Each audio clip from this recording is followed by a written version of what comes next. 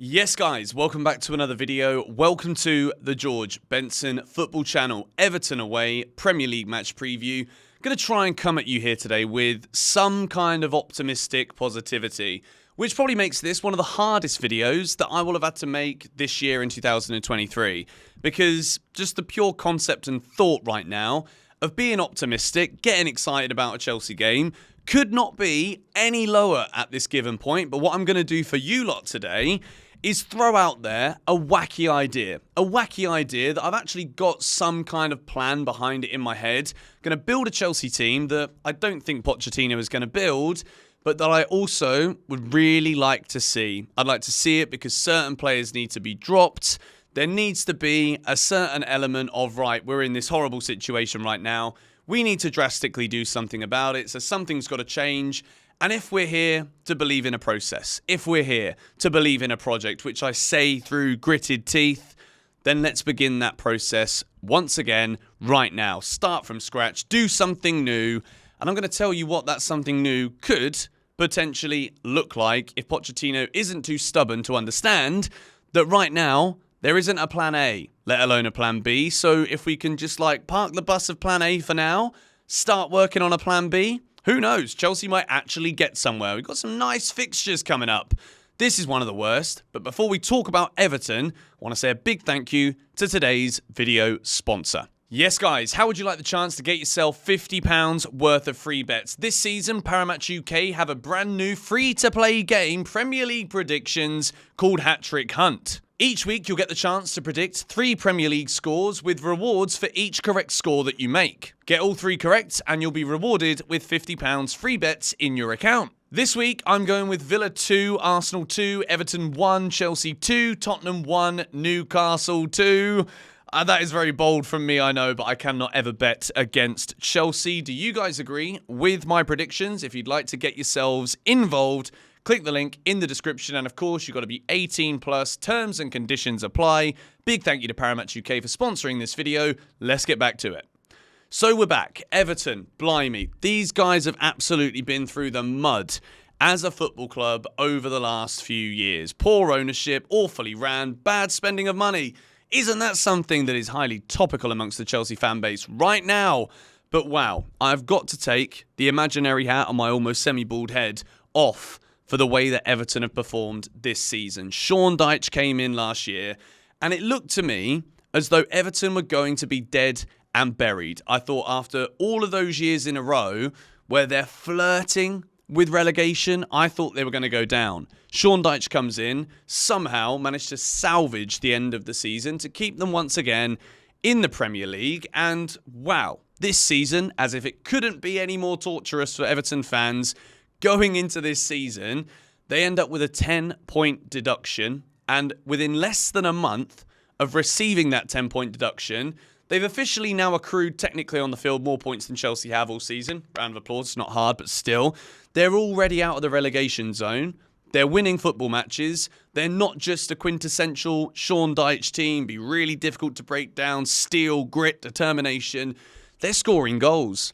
And they are making teams like Newcastle look bang average. They're punishing teams. And goals are coming in from everywhere. Sean Dyche has managed to make a lot of what I would consider average footballers really good. I really wish Mauricio Pochettino could make a load of average footballers at Chelsea look really good, but wishful thinking, we can't have it all.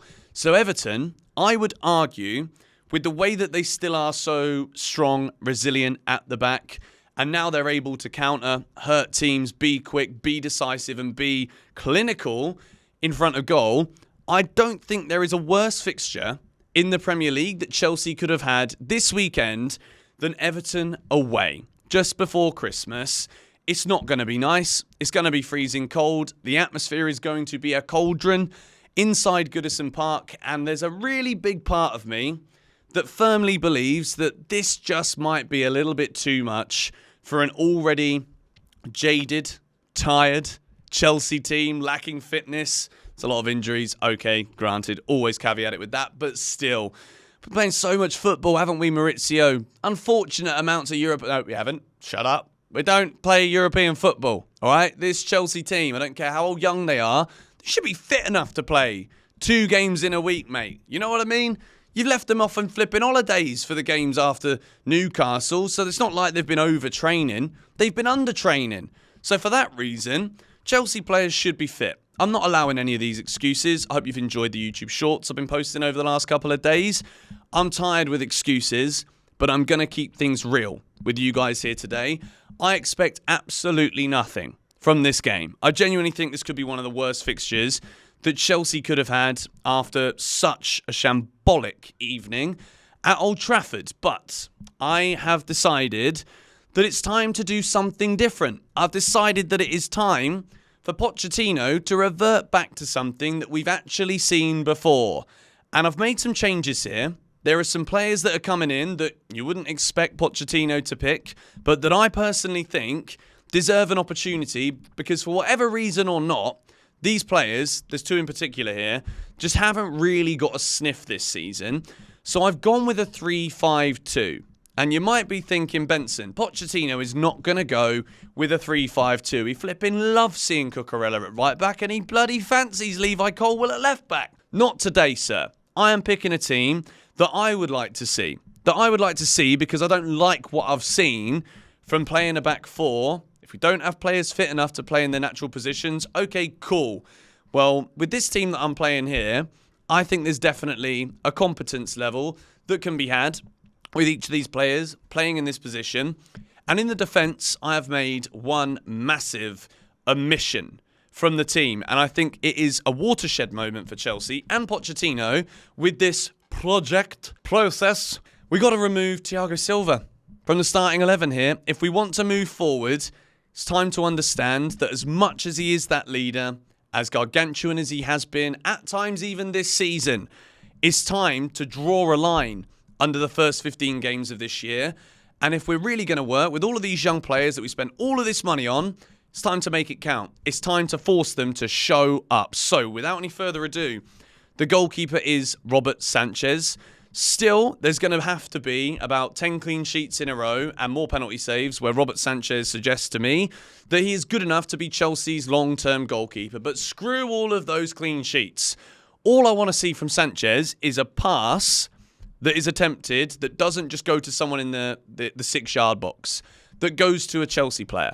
Don't give it to the guys in blue this weekend because Everton will be the players playing in the blue kit. Remember that, okay? Don't give it to the blue guys for once because Everton play in blue. I firmly expect he will do that. I really hope he doesn't. And that's what I said. It's tough for me to be optimistic right now. It's tough for me to not have anything other than sarcastic hope at this point in time. Sanchez is my goalie. Moving into a back 3. Axel Disasi right centre-back. Benoit Badiashile in the middle. Please play this guy. Levi Colwill as a left centre-back. As much as it may seem ridiculous, against a really well-oiled, experienced, more so than Chelsea, Everton side, to not have Thiago Silva in there, I just think the only way that we are going to make progress from what we saw against Man United, which for me was rock bottom, that was a capitulation of any hope, any optimism, any progress that we could have even remotely believed in is dead right now. So we really need to make a stand here. And I think it's a very busy period. So yes, Thiago Silva didn't play against Man United, so he should be fit enough and ready to play against Everton. If it doesn't work, it doesn't work. I'm desperate to see something change here.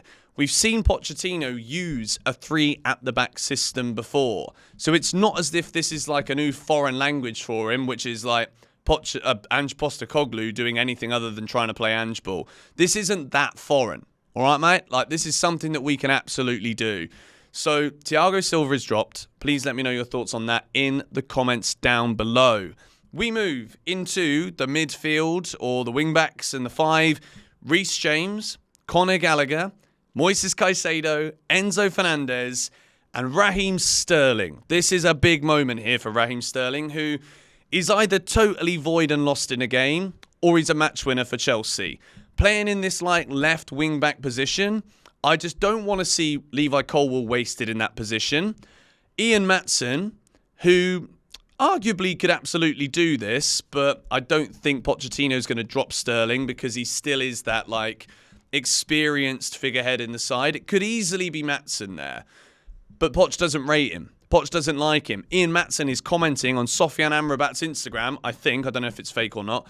But I saw there's like this emoji with a fire next to it on Amrabat's picture after Chelsea are beaten. Do you know what?